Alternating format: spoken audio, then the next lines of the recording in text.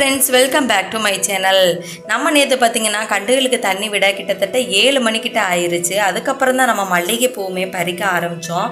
மல்லிகைப்பூ பார்த்திங்கன்னா நிறைய பூக்கள் பூத்து இருந்தது. ஒரு சில பூக்கள் மலர ஆரம்பிச்சிருச்சு. சரி, காலையில் பறிச்சுக்கரலாம் அப்படின்னு நானுமே விட்டுட்டேன். பார்த்திங்கன்னா காலையில் பார்த்திங்கன்னா பூக்கள் எல்லாமே நல்லா மலர்ந்து இருந்தது. அந்த தோட்டத்துக்குள்ளே வரும்போதே வாசனை பார்த்திங்கன்னா நல்ல ஒரு வாசனையாக இருந்தது. நம்மக்கிட்ட 3 வகையான மல்லிகைப்பூ செடி வச்சுருக்கோம். இருவாச்சி, ராமேஸ்வரம் மல்லி, அப்புறம் குண்டு மல்லியுமே நம்ம வச்சுருக்கோம். பார்த்திங்கன்னா நல்ல ஒரு வாசனையாக இருக்கும். இந்த குண்டு மல்லினா நல்லா மலர்ந்துச்சுன்னா. இப்போயுமே பார்த்திங்கன்னா குண்டு மல்லி பார்க்குறதுக்கு நல்ல முத்து போல் இருக்குது. அதையும் பறித்து எடுத்துக்கிட்டேன். பக்கத்தில் பார்த்திங்கன்னா நமக்கு பன்னீர் ரோஸ் பூத்து இருந்தது. அந்த 2 பூ பூத்து இருந்துச்சு. நமக்கு 2யுமே நான் பறித்து எடுத்துக்கிட்டேன். இது எதுக்குன்னா ஹேர் ஆயிலுக்காக நான் இப்போ பறித்து எடுத்துக்கிறேன். இந்த ஹேர் ஆயிலில் நம்ம அந்த ரோஸ் பன்னீர் ரோஸ் சேர்க்கும் போது நல்ல ஒரு வாசனையாகவும் இருக்கும். இது பார்த்திங்கன்னா பட்டன் பன்னீர் ரோஸ் கொத்து கொத்து